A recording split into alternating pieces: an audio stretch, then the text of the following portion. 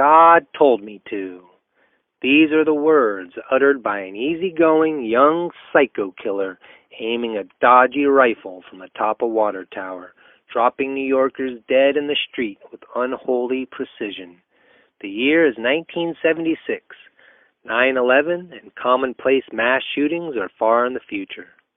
Herbert Masterframe here, back with a good, godly look at another Larry Cohen movie.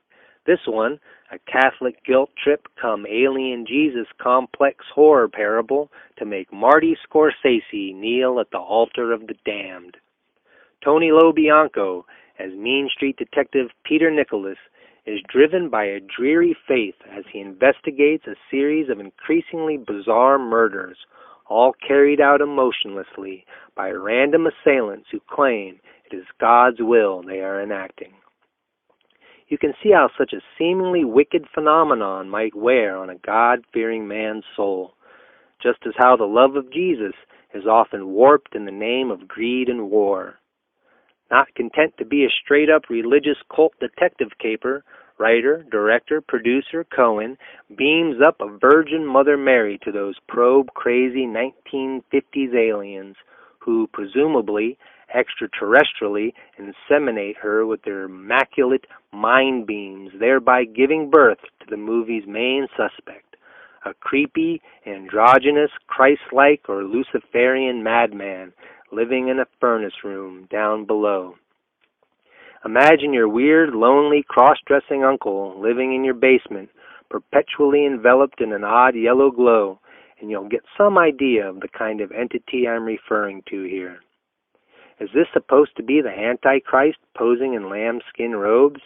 As Larry Cohen head trips go, this one is rather serious-minded with its existential overtones and psychic revelations.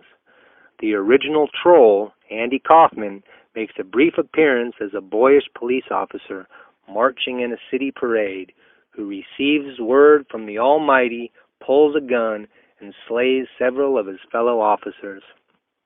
When it comes to the will of God, black, blue, brown, and beige, that is, cracker-colored, lives all must depart for more heavenly dimensions and leave this sick, sad, and dirty world to suffer its own evil and arrogance.